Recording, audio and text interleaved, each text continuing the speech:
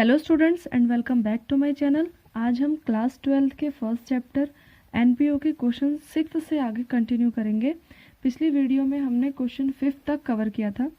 Question 6 है, how the following items for the year ended 31 मार्च 2018 के किसी कंपनी के आइटम्स दे रखी है।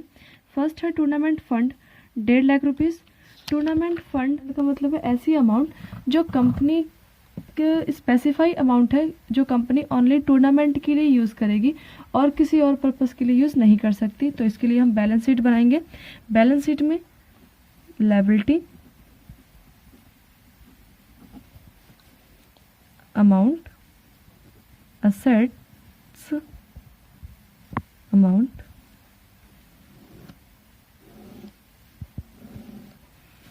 तो फर्स्ट है हमारा टूर्नामेंट फंड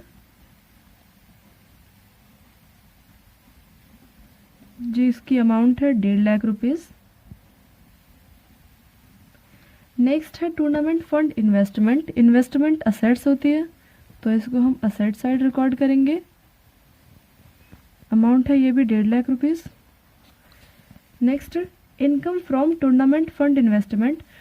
इन्वेस्टमेंट करने से, टूर्नामेंट के ऊपर इन्वेस्टमेंट करने से कुछ इनकम रिसीव हुई है तो इनकम क्या हो जाएगी, ऐड, और जो भी एक्सपेंस होंगे वो लेस। इनकम है 18,000 तो ये ऐड हो जाएगी फंड में, मतलब और फंड हमारा इंक्रीज हो जाएगा तो 168,000। नेक्स्ट है टूर्नामेंट फंड एक्सपेंसेस। कुछ एक्सपेंस भी हुए हैं 12,000 का, तो एक्सपेंस लेस हो जाएंगे क्योंकि हमारी जो अमाउंट है वो रिड्यूस हो जाएगी एक्सपेंस के कारण, तो ये लेस। ये 6,000, ये 5,000 और ये 5 और ये 1, तो यहाँ पे आ गया 1,56,000। नेक्स्ट है interest accrued on tournament fund investment. Tournament के फंड इन्वेस्टमेंट पे कुछ इंटरेस्ट एक्रूड है। इंटरेस्ट एक्रूड क्या होता है, ऐसा इंटरेस्ट जो हमने अर्निंग तो कर ली बट हमें रिसीव नहीं हुई, तो ये एक तरफ से तो हमारी असेट्स हुई क्योंकि हमें रिसीव होनी है एक्रूड इंटरेस्ट 6,000 रुपीज़ का, और दूसरा ये इससे हमारे जो फंड है वो और इंक्रीमेंट हो जाएंगे। जब इंक्रीमेंट हो जाएंगे तो ये ऐड इंटरेस्ट, कौन से, एक्रूड वाले, तो एक्रूड इंटरेस्ट है 6,000 रुपीज़ के, तो ये ऐड करके आ गया 1,62,000। और कोई आइटम नहीं तो इसको हम बाहर लिख देंगे, अमाउंट साइड रिकॉर्ड कर देंगे। क्लियर है पॉइंट। नेक्स्ट ये एक लास्ट एडिशनल इन्फॉर्मेशन थी और कुछ नहीं, तो ये हमारा क्वेश्चन क्लोज। अमाउंट मैच करते हैं। टूर्नामेंट फंड लायबिलिटी साइड 162 है और असेट साइड 1.5 लाख और 6,000 इंटरेस्ट एक्रूड के। क्लियर है। नेक्स्ट क्वेश्चन करेंगे, question 7। So how will you deal with the following item while preparing the final account of NPO for the year ended 31 March 2020। First दे रखा है, हमें पहले से फाइनल अकाउंट प्रिपेयर करना है। फर्स्ट है बिल्डिंग फंड, सेम वही फंड। अगर फंड आ जाए तो डायरेक्टली आपको कुछ नहीं सोचना, बैलेंस शीट प्रिपेयर करना है।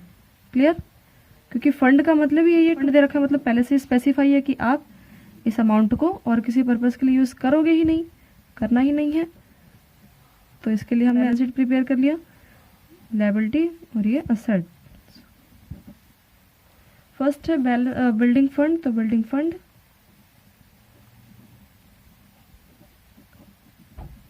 Amount 8 lakh rupees. नेक्स्ट है डोनेशन रिसीव हुई है। डोनेशन रिसीव हुई है हमें बिल्डिंग के ऊपर during the year, donation receive हुई तो इसको ऐड कर लेंगे। इससे हमारे फंड का अमाउंट, बिल्डिंग की जो फंड बनाया था हमने, फंड की अमाउंट और बढ़ गई तो ये ऐड हो जाएगी, ऐड करके 20 लाख। नेक्स्ट है एक्सपेंडिचर किया है हमने बिल्डिंग को कंस्ट्रक्ट करने में 7 लाख रुपीज़ का एक्सपेंडिचर किया, तो ये अमाउंट रिड्यूस हो गई, तो ये आ गया 13 लाख। और नेक्स्ट है कैपिटल फंड, मतलब बिल्डिंग फंड की अमाउंट तो अब नहीं, और ये लाइफ मेंबरशिप फीस, तो इसको हम बाहर लिख देंगे 13 लाख को। नेक्स्ट आता है कैपिटल फंड, मतलब कंपनी ने जो कैपिटल, जो स्टार्टिंग में पार्टनर्स ने जो पैसे अरेंज किए थे, मेंबर्स ने जो पैसे अरेंज किए थे, कंट्रीब्यूट किया था, वो कैपिटल्स में आते हैं, सारा कैपिटल ही कंसीडर किया जाता है। तो कैपिटल फंड दे रखा है, मतलब इसको भी हमें बैलेंस शीट की लायबिलिटी साइड ही रिकॉर्ड करना है। कैपिटल फंड अमाउंट है 10 लाख रुपीस, और साथ में लाइफ मेंबरशिप फीस रिसीव, किसी मेंबर ने लाइफ टाइम की फीस एक साथ पेमेंट कर दी है, तो इस केस में इससे भी कैपिटल इंक्रीज हो रही है। लाइफ मेंबरशिप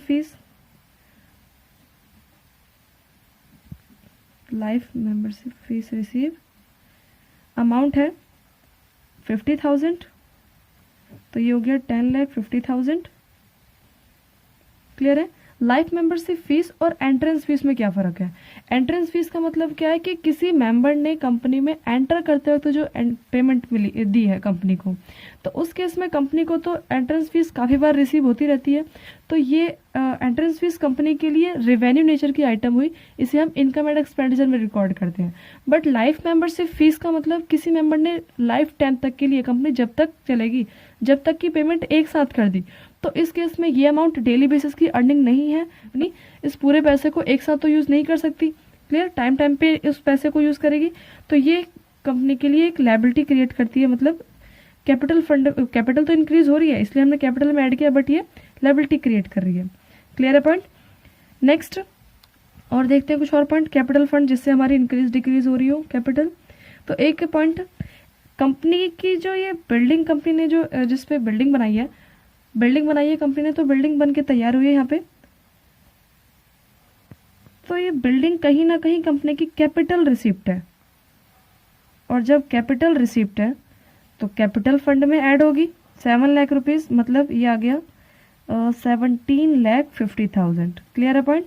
क्योंकि यहाँ पे कंपनी ने जो एक्सपेंडिचर किया है बिल्डिंग के ऊपर, एक्सपेंडिचर किया है 7 लाख, और इससे कंपनी की एक असेट्स जनरेट हुई है, तो ये कंपनी की कैपिटल है, कैपिटल रिसिप्ट है। क्लियर।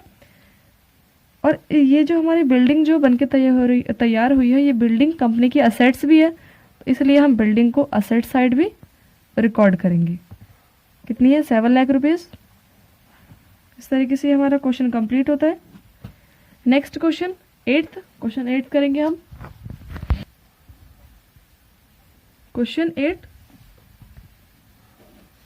है, as per receipts and payment account for the year ended 31 March 2017 the subscription received हुई है 6 लाख रुपीस। इसको हमने पिछली वीडियो में कुछ एग्जाम्पल के साथ किया था। 6 लाख रुपीस की सब्सक्रिप्शन है, तो हम यहाँ पे इनकम एंड एक्सपेंडिचर अकाउंट बनाएंगे, इनकम एंड एक्सपेंडिचर अकाउंट, जिसमें पिछली वीडियो में हमने डिस्कस किया था कि income and expenditure account nominal nature का होता है। Nominal rule, debit all the expense and loss, credit all the income and gains. उसी तरीके से इसका फॉर्मेट भी है, डेबिट में एक्सपेंस और क्रेडिट में इनकम। क्लियर। तो यहाँ पे फर्स्ट है सब्सक्रिप्शन रिसीव हुई है। सब्सक्रिप्शन की अमाउंट है 6 लाख रुपीस। और नेक्स्ट कुछ इंफॉर्मेशन। फर्स्ट सब्सक्रिप्शन आउटस्टैंडिंग है 1 अप्रैल 2016। यहाँ पे जो हमारा ईयर दे रखा है वो 2017 का, मतलब कंपनी क्लोज हो रही है 2017 में। इसका मतलब कि 1 अप्रैल 2016 ओपनिंग की आउटस्टैंडिंग है। और हमने पिछली वीडियो में डिस्कस किया था कि ओपनिंग की आउटस्टैंडिंग क्या होती है? लेस क्यों होती है? अगर क्लियर नहीं है तो एक बार डिस्कस कर लेते हैं इसको भी। क्योंकि ऐसी आउटस्टैंडिंग जो कंपनी के स्टार्टअप के टाइम पे, मतलब 2016-17 का ये कंपनी स्टार्टअप है, 16 में स्टार्ट हुई और 17 में क्लोज, है ना। तो जब कंपनी ने 16 में नेक्स्ट ईयर स्टार्ट किया, 16 का ईयर, 16 में 1 अप्रैल स्टार्टिंग में ही कंपनी के पास आउटस्टैंडिंग अमाउंट, आउटस्टैंडिंग क्या होता है कि टाइम कंप्लीट हो चुका है पेमेंट करने के लिए, बट हमने पेमेंट नहीं की है। क्लियर।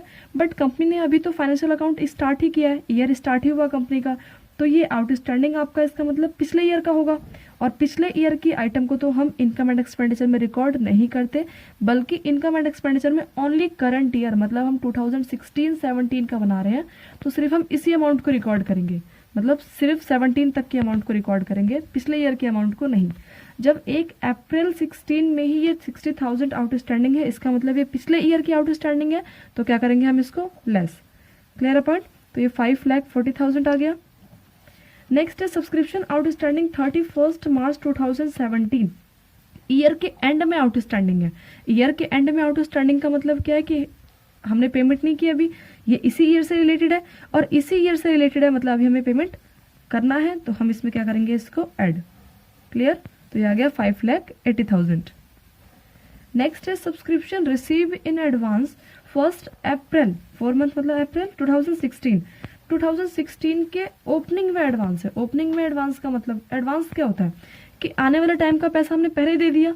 जैसे कि 2016 में अगर हमने 2016 के 16 में हमारा बिजनेस स्टार्ट हुआ है ना अप्रैल में, अगर हमने 2016 में 1 अप्रैल को अगर हमने एम्प्लॉयज़ को पैसा एडवांस दे दिया, सपोज 10,000 रुपीज़ का, तो वो जो एडवांस है वो तो हमारा इसी ईयर का एडवांस होगा। इसी ईयर हमने काम करने के लिए एडवांस दिया है ना, तो उस केस में इसी ईयर से रिलेटेड अमाउंट है। इसका मतलब कि हम इसे इनकम एंड एक्सपेंडिचर अकाउंट में ऐड करेंगे क्योंकि ये अमाउंट और इसी ईयर से रिलेटेड है। तो ये ओपनिंग एडवांस हो गई, अमाउंट है 32,000, ये है 2। क्लियर? नेक्स्ट है subscription receive in advance 31 March 2017। 2017 के ईयर की 17 में 31 मार्च की एडवांस है। मतलब अगर कंपनी ने 2017, हमारा अकाउंट कब क्लोज हो रहा है, 17 में ही, ठीक है, लेकिन 17 में अगर कंपनी ने 31 मार्च को अगर किसी को एडवांस पैसा दिया है, तो इसका मतलब वो एडवांस पैसा किस टाइम के लिए दिया होगा, मार्च के बाद, मतलब अप्रैल से आगे की काउंटिंग, आगे की डेट के लिए। तो वो इस ईयर में 2016-17 के ईयर में तो है नहीं, इसलिए हम इस अमाउंट को क्या करेंगे, लेस। क्लियर है पॉइंट?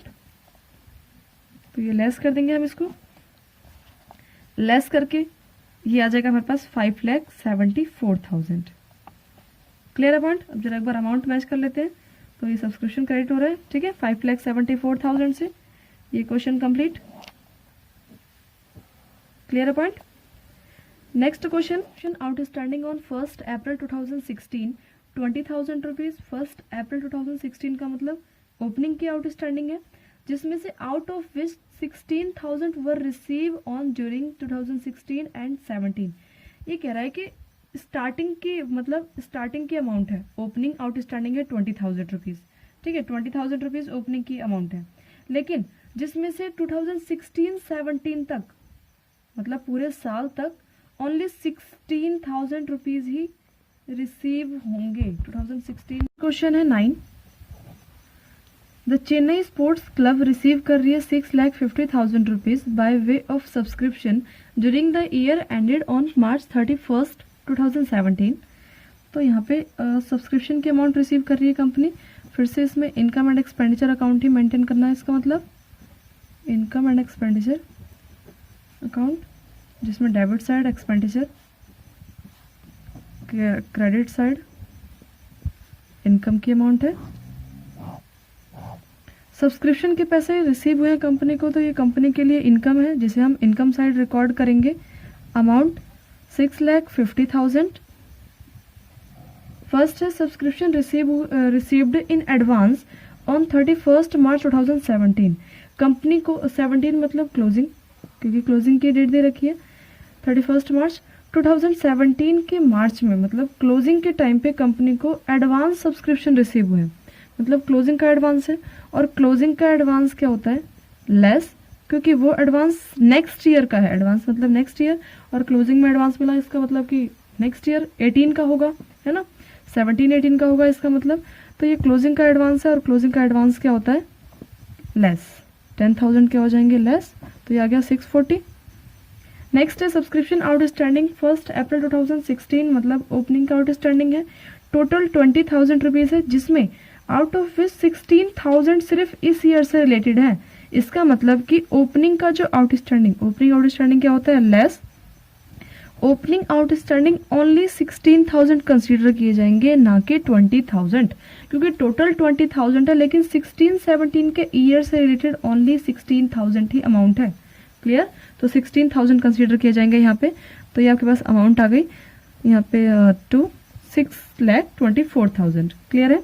नेक्स्ट है subscription receive in advance 31 March 2016। Same ये 2016 ओपनिंग का एडवांस है। ओपनिंग के एडवांस की अमाउंट है 7,500 और ओपनिंग का एडवांस क्या होता है, ऐड क्योंकि ये इसी ईयर से रिलेटेड है। मतलब अगर स्टार्टिंग में अगर एडवांस है 1 अप्रैल को, 1 अप्रैल या 31 मार्च, बात एक ही है, तो 1 अप्रैल को अगर एडवांस रिसीव हुआ है तो उस केस में वो उसी ईयर की एडवांस होगी। उसी ईयर पूरे काम करने के लिए हमने एम्प्लॉयज़ को एडवांस दिया होगा। तो ये आपके पास क्या हो जाएगा, ऐड कर दिया हमने इसको, ये आ गया 6,31,500। नेक्स्ट है सब्सक्रिप्शन आउटस्टैंडिंग फॉर 2016 एंड 17। 16-17 का आउटस्टैंडिंग है 25,000, मतलब क्लोजिंग आउटस्टैंडिंग है। और क्लोजिंग आउटस्टैंडिंग क्या होता है, ऐड। तो यहाँ पे क्लोजिंग आउटस्टैंडिंग ऐड कर देंगे 25,000, ऐड कर दिया इसको हमने। तो ये ऐड करके अमाउंट आ गई, ये 6,56,500। क्लियर है, अमाउंट मैच करते हैं एक बार। सब्सक्रिप्शन क्रेडिट है इनकम एंड एक्सपेंडिचर में 6,56,500। तो ये आपके 9th तक के क्वेश्चंस कंप्लीट है। नेक्स्ट वीडियो में हम 10 से क्वेश्चंस कंटिन्यू करेंगे। सो आई होप आपको सारे क्वेश्चंस क्लियर हो गए होंगे। अगर आपको ये वीडियो हेल्पफुल लगी हो तो please like, share and subscribe करना।